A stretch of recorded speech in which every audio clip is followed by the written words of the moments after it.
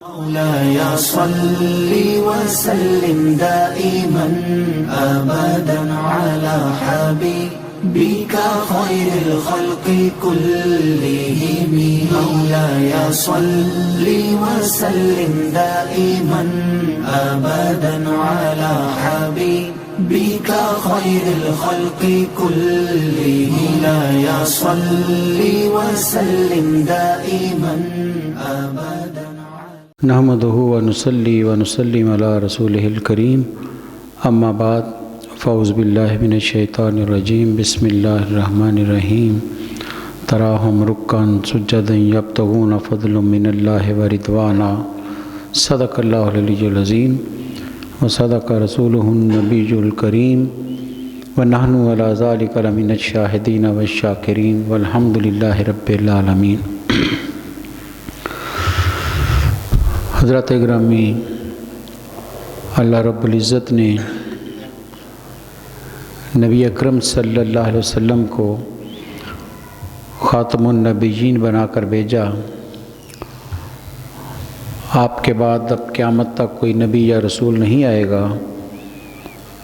آپ ہی کی رسالت، آپ ہی کا پیغام، آپ ہی کی لائی ہوئی ہدایت قیامت تک ہر انسان کے لیے اسی پر عمل کرنا ضروری ہے، اور یہی نجات کا ذریعہ بھی بنے گی. لیکن دنیا آگے بڑھتی جا رہی ہے، دین کو آگے بڑھنا ہے.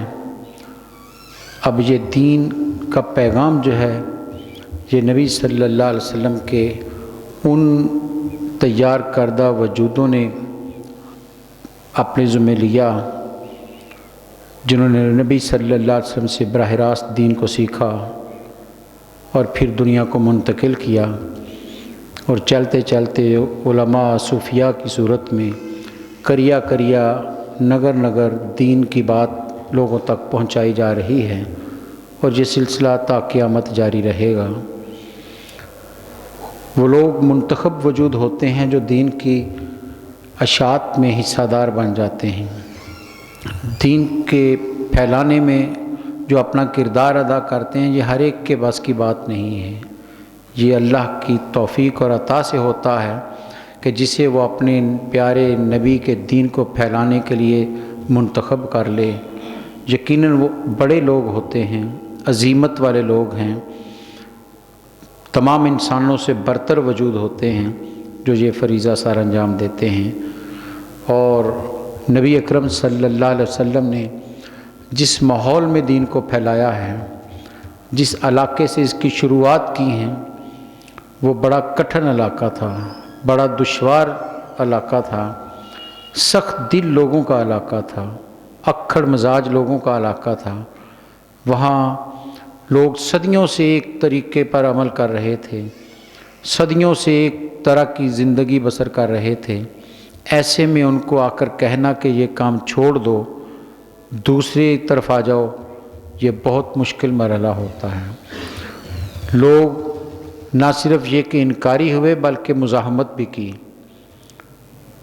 ظلم و ستم بھی کیے، رکاوٹیں بھی کھڑی کیں.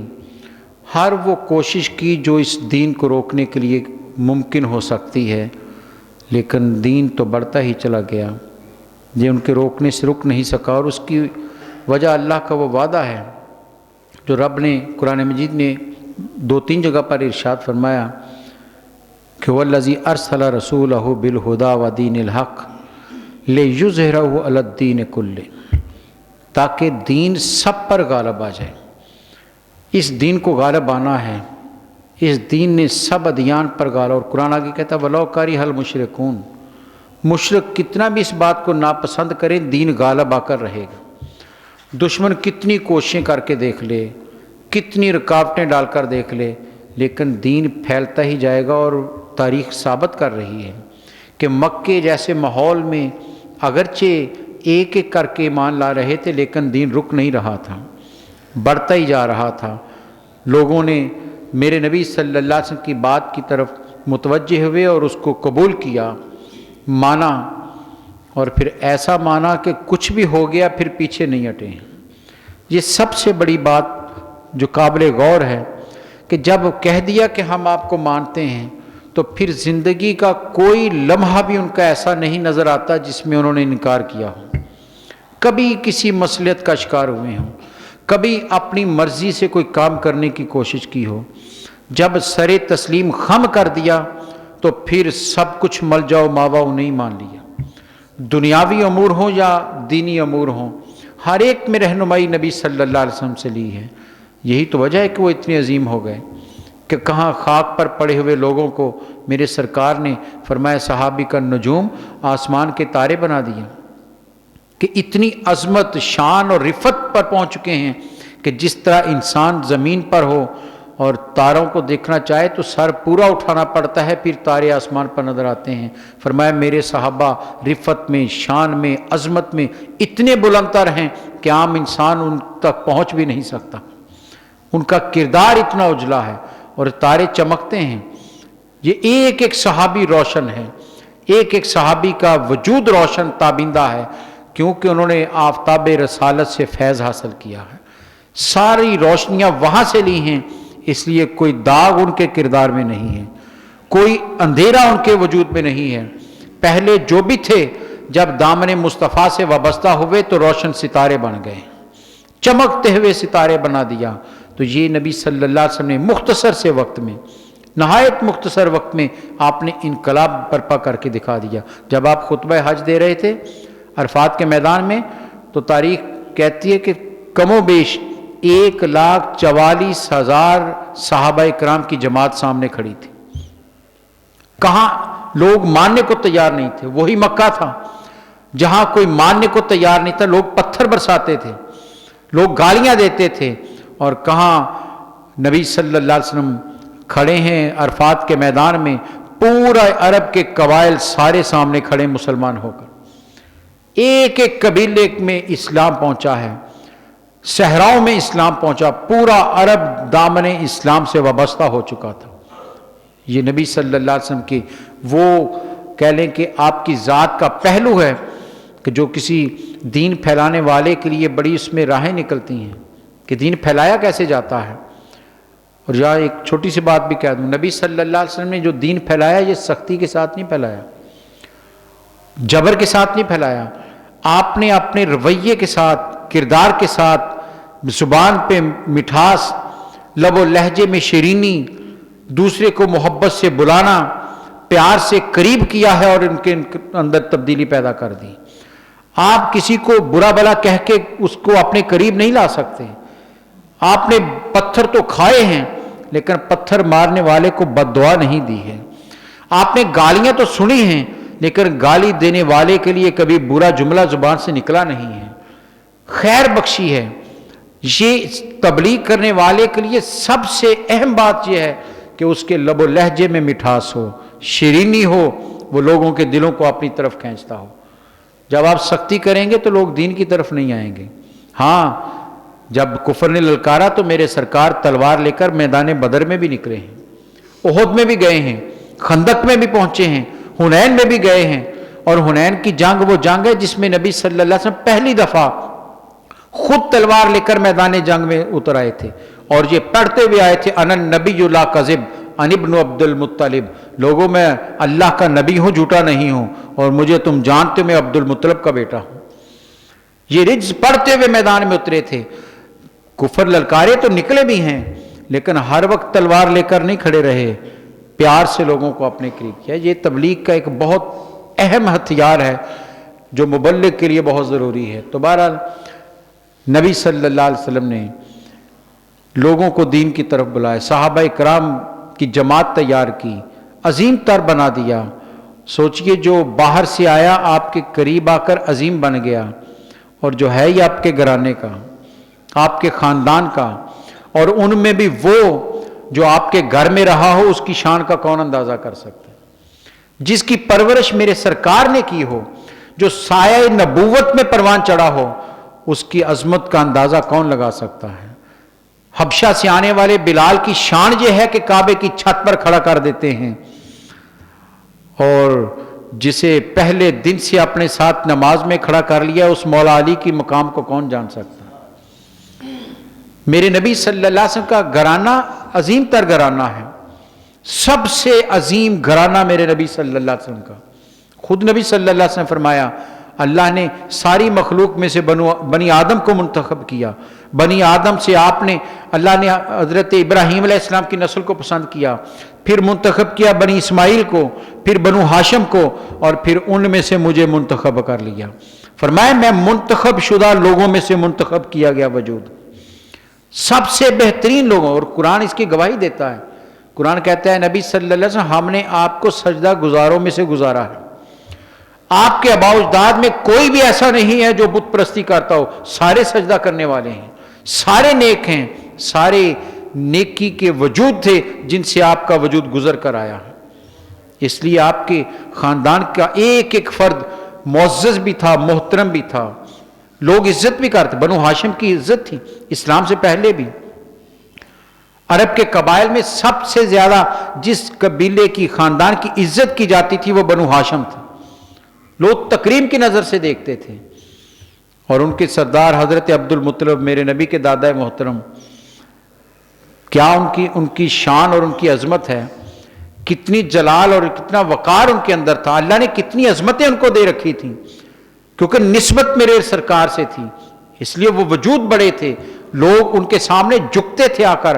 باہر سے آنے والا ہر ورد جب حضرت عبد المطلب کے سامنے آتا تو بڑے ادب سے پیش ہوتا تھا، سر جھکا لیتا تھا کہ آپ کا احترام اتنا تھا۔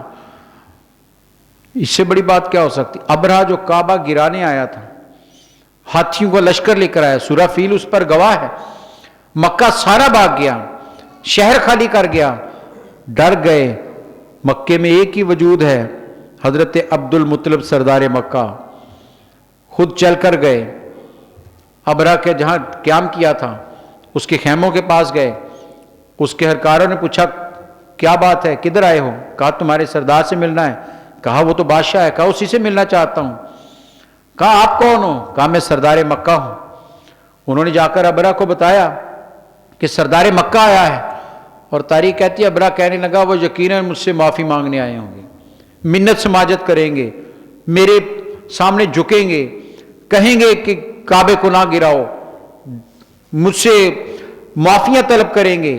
اس لیے تاریخ کہتی کہ وہ اپنے خیمے میں بڑا سینہ تان کر بیٹھ گیا کہ اب وہ آئیں گے تو جھکیں گے، معافی مانگیں گے، میرے سامنے منت سماجت کریں گے۔ لیکن میرے نبی کے خاندان کی شان اور عظمت کیا ہے ذات گرامی؟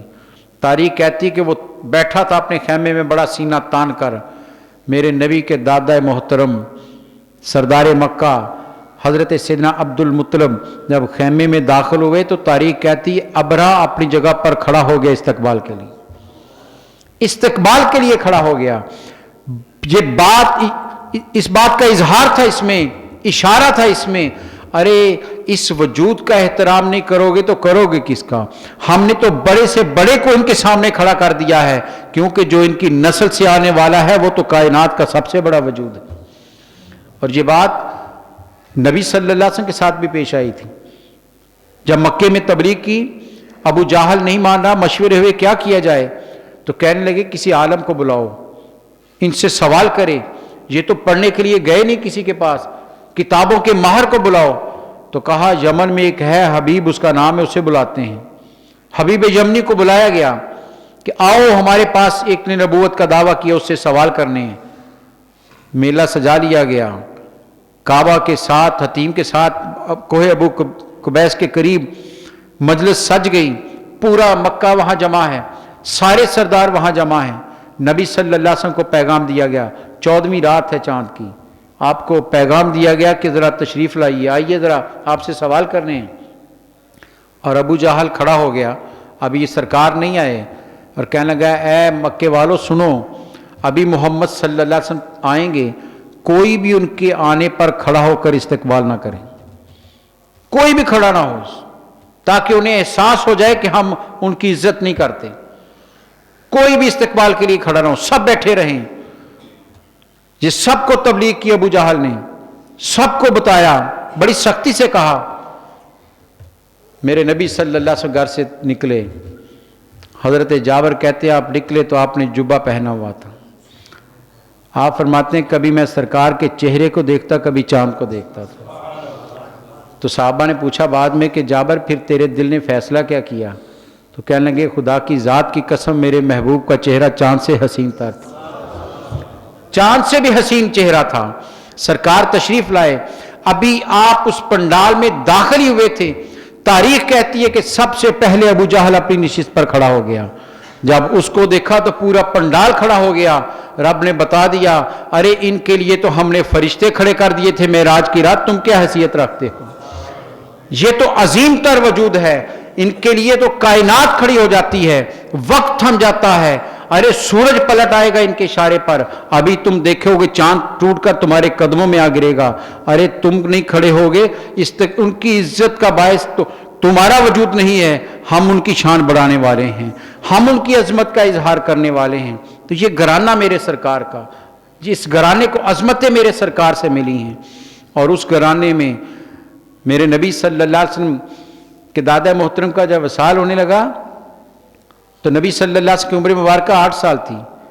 سوچا کس بیٹے کو کس کے حوالے کروں، اپنے بیٹوں پر نظر دوڑائی، حضرت ابو طالب کا انتخاب کیا۔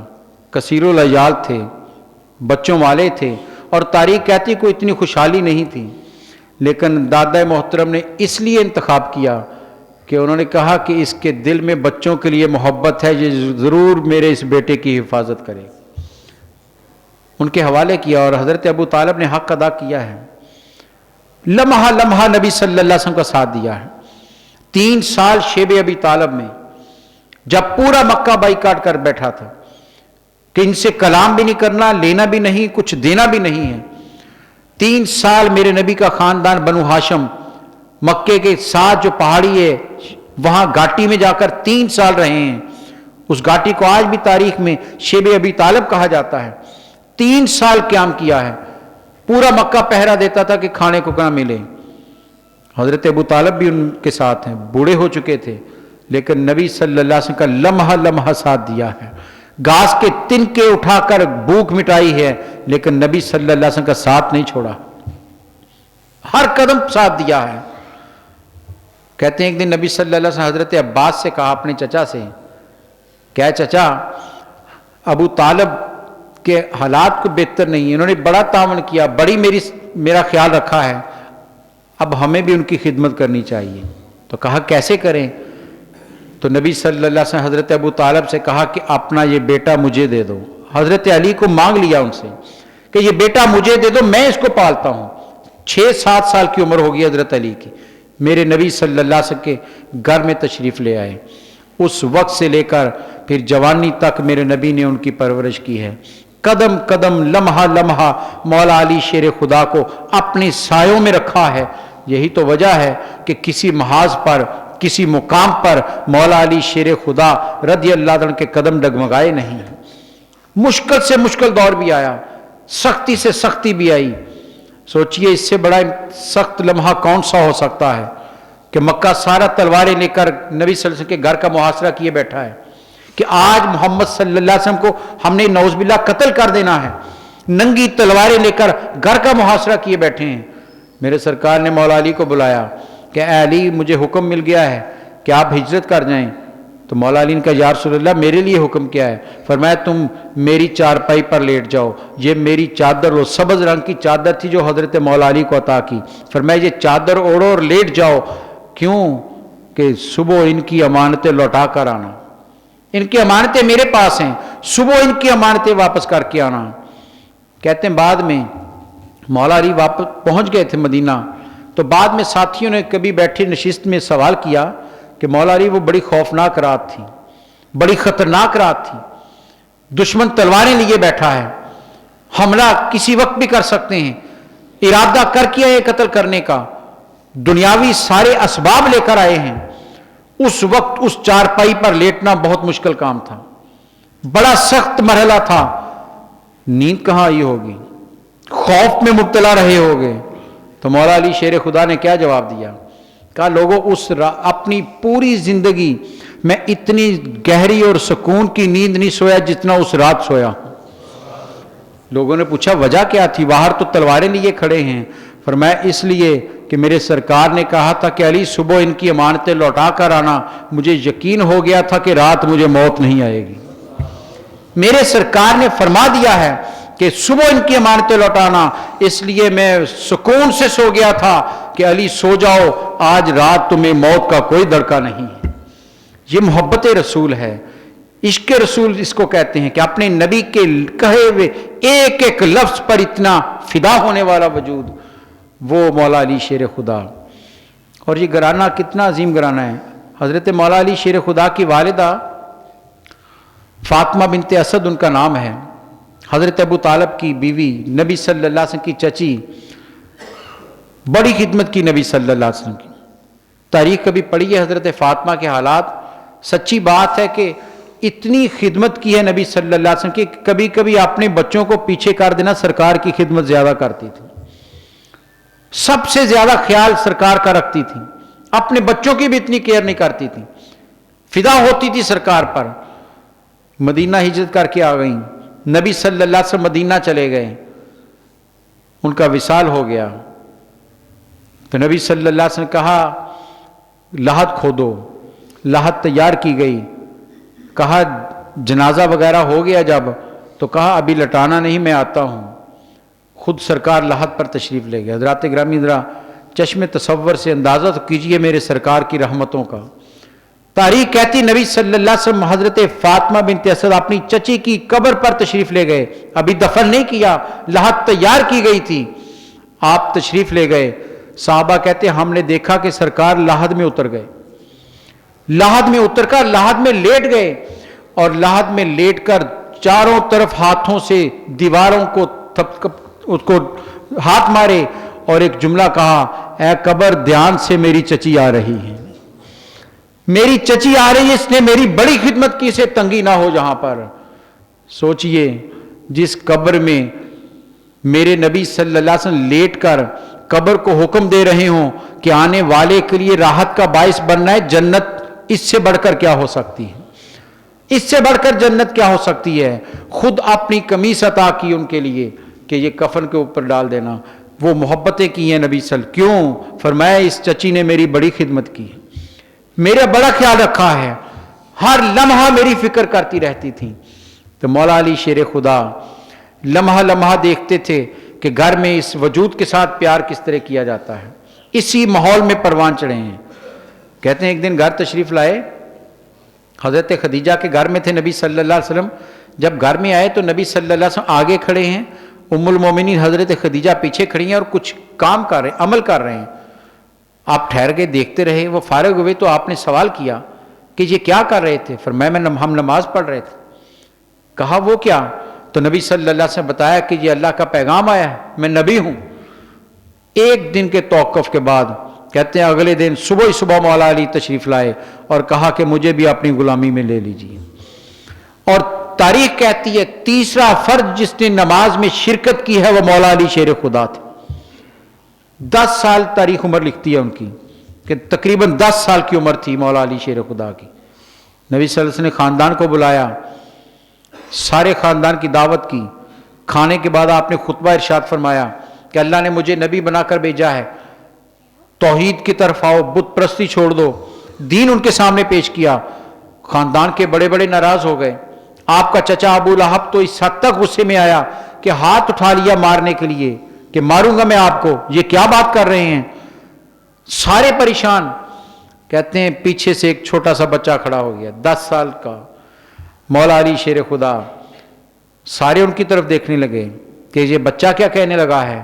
کہا کہ میں اگرچہ چھوٹا ہوں، عمر تھوڑی ہے، کمزور ہے میرا جسم، میری ٹانگوں میں اتنی طاقت نہیں ہے، لیکن میں آپ کو یقین دلاتا ہوں کہ میں ہر لمحہ آپ کا ساتھ دوں گا، ہر لمحہ آپ کا ساتھ دوں گا۔ اور تاریخ نے ثابت کیا ہے کہ مولا علی نے جو زبان سے کہا تھا اسے ثابت کر کے دکھایا ہے۔ کوئی موقع نہیں جہاں پیچھے ہٹے ہوں، تلواروں کی بچھاڑ میں میرے سرکار کے ساتھ کھڑے ہیں، بدر ہو کہ احد ہو، خندق ہو، کوئی بھی حنین کی جنگ ہو، ہر جنگ میں ہر محاذ میں مولا علی شیر خدا سامنے کھڑے ہیں۔ کیوں؟ میرے نبی سے وعدہ کیا تھا میں آپ کا ساتھ دوں گا، لمحہ لمحہ آپ کا ساتھ دوں گا۔ اور پھر مولا علی شیر خدا کو نوازا کتنا میرے سرکار نے، سوچئے تو صحیح۔ بیٹی جو سب سے عزیز ہے، جو سب سے پیاری ہے، وہ بیٹی جسے میرے سرکار نے کہا میرے جگر کا ٹکڑا ہے، جس بیٹی کے لیے میرے سرکار نے فرمایا جنتی عورتوں کی سردار میری بیٹی ہے، جس کی شان اور عظمت یہ ہے کہ نبی صلی اللہ علیہ وسلم آخری لمحات تھے، آپ بیماری کے عالم میں چارپائی پر لیٹے ہیں، تھوڑی سی نیند آئی ہے، دروازے پر دستک ہوتی ہے، حضرت سیدہ فاطمہ رضی اللہ تعالیٰ عنہ، آپ پوچھتی ہیں کون ہے؟ تو باہر سے کوئی بہت زور سے پکارتا ہے میں نبی صلی اللہ علیہ وسلم سے ملنا چاہتا ہوں۔ آپ نے کہا ان کی طبیعت ٹھیک نہیں، پھر آ جانا۔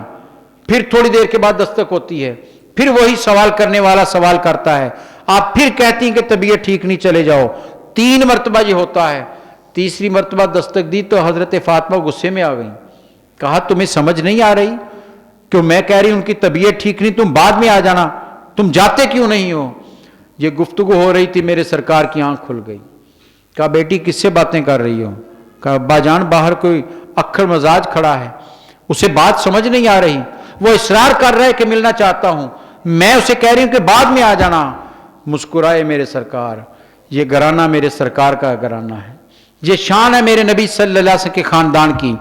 مسکرائے سرکار دو عالم صلی اللہ علیہ وسلم، فرمایا بیٹی جانتی ہو کہ باہر کون کھڑا ہے؟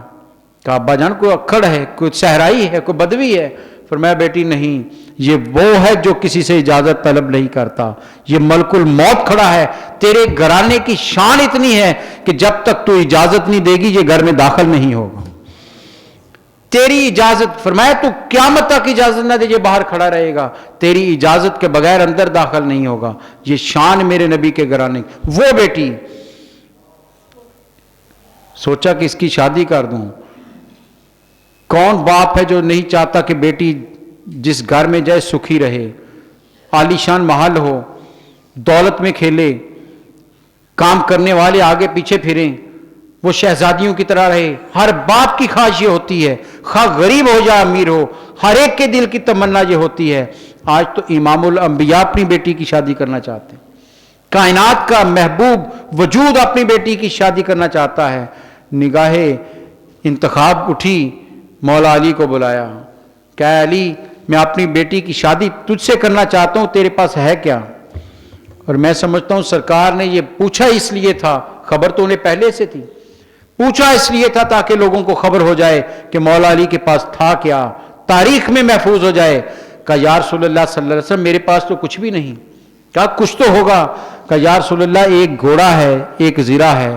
فرمایا گھوڑا تو ضروری ہے مجاہد کے لیے جہاد کے لیے جانا ہے، زرہ کی ضرورت نہیں کہ اللہ پر توکل ہے، جاؤ زرہ بیچو، میں اپنی بیٹی کی شادی تجھ سے کرتا ہوں۔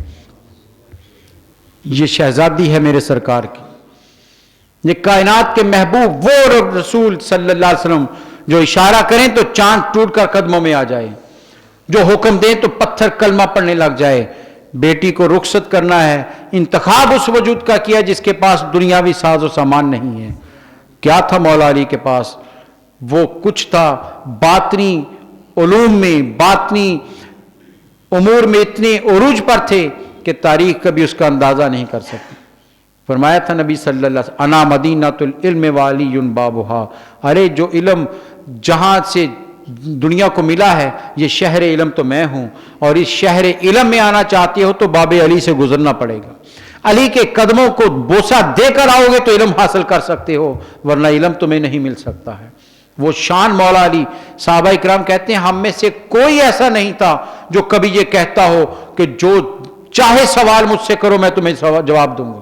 فرمایا ایک ہی وجود تھا اور وہ مولا علی شیر خدا کا وجود۔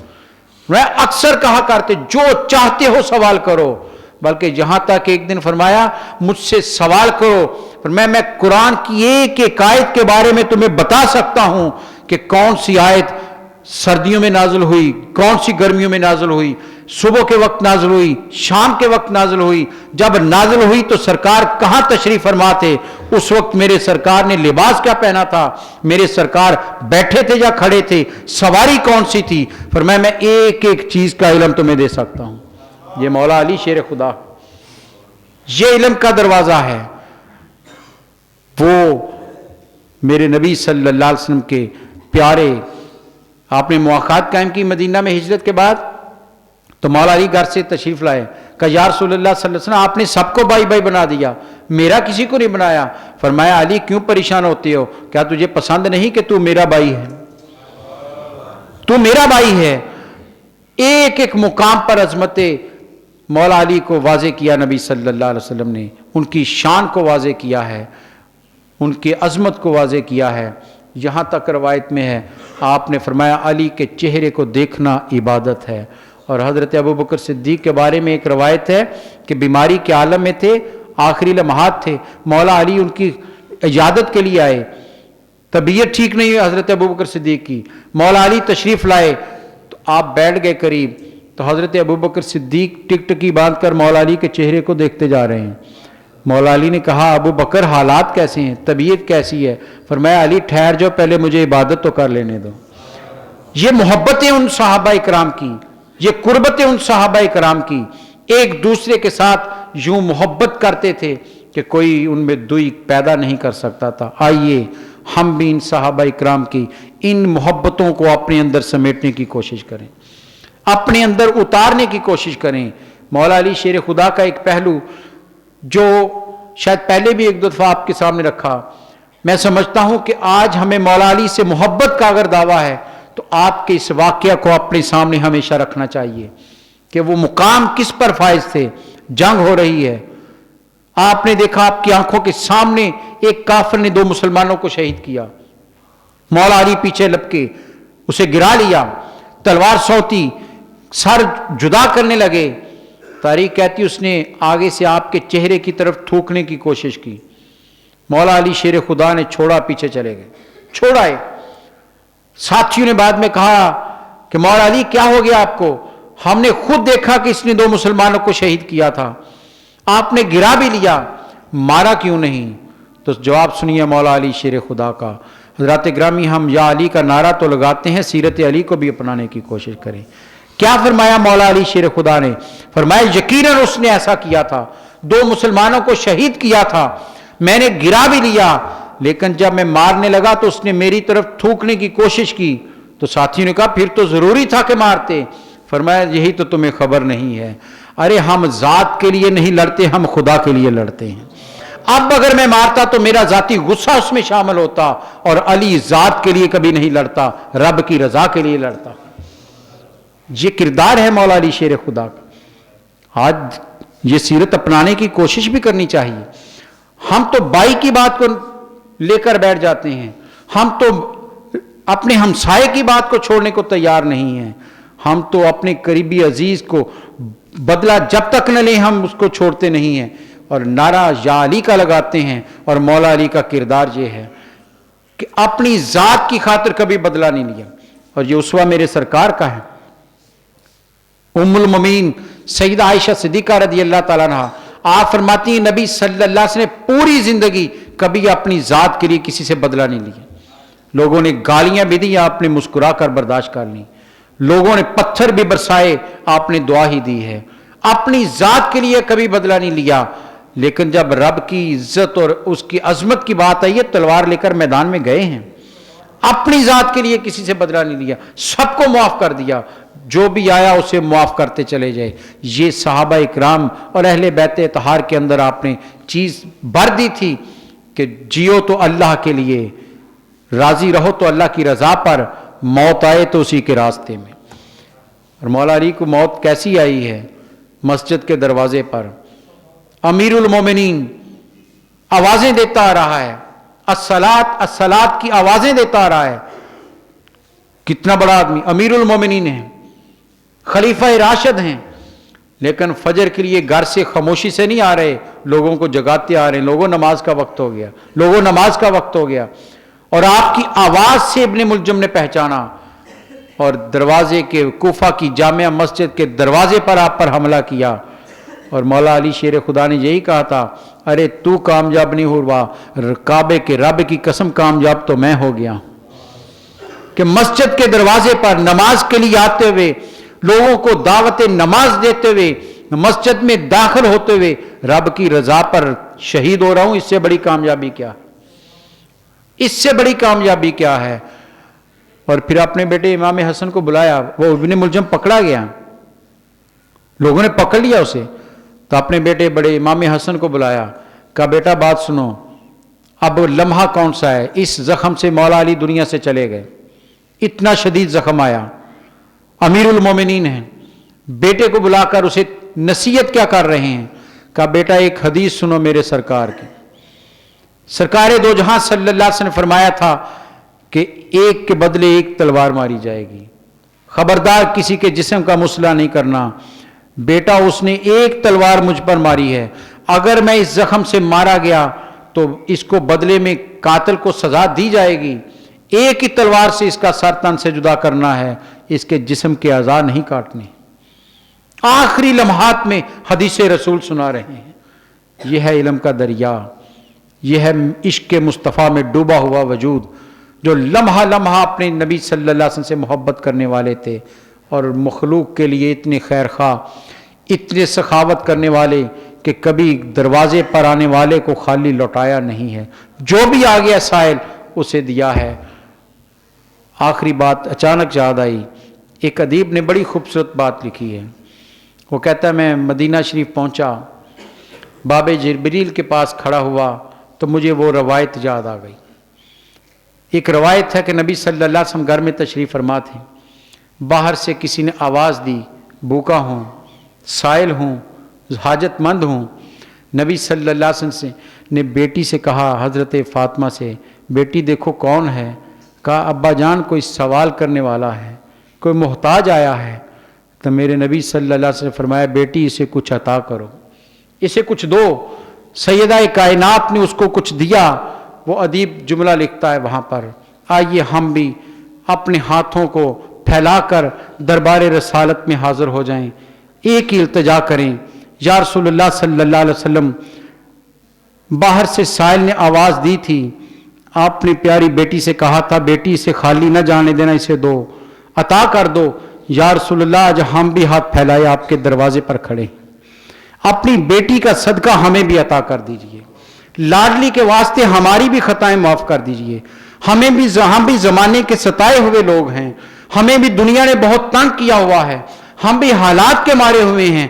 یا رسول اللہ صلی اللہ علیہ وسلم آپ کے دروازے کے سامنے بھیک مانگنے کے لیے دامن پھیلا کر کھڑے ہیں، بیٹی کی نسبتوں کا واسطہ ہماری جولیوں کو رحمتوں سے مالا مال کر۔ آئیے اسی پیاری بیٹی، لاڈلی بیٹی کا واسطہ دیتے ہیں۔ یا رسول اللہ صلی اللہ علیہ وسلم ہمارے پاس کچھ نہیں ہے، ہمارے پاس دکھانے کو تو چہرہ بھی نہیں ہے جو آپ کے سامنے پیش کر سکیں، لیکن ایک یقین، ایک اعتماد رکھتے ہیں، ہم آپ کے پیاروں سے پیار کرنے والے ہیں، آپ کی آل سے محبت کرنے والے ہیں، آپ کے لاڈلوں سے محبت کرنے والے ہیں۔ ان لاڈلوں اور آل کا صدقہ ہم سب پر رحمت کی نظر کر دیجئے۔ دعا کریں اللہ تعالیٰ گنبد خضرا سے رحمت کے بادل ہم پر بھیجے اور ہر ایک کے دل کو سکون مل جائے۔ وآخر دعوانا ان الحمدللہ رب العالمین۔ مولاي صل وسلم دائما أبدا على حبيبك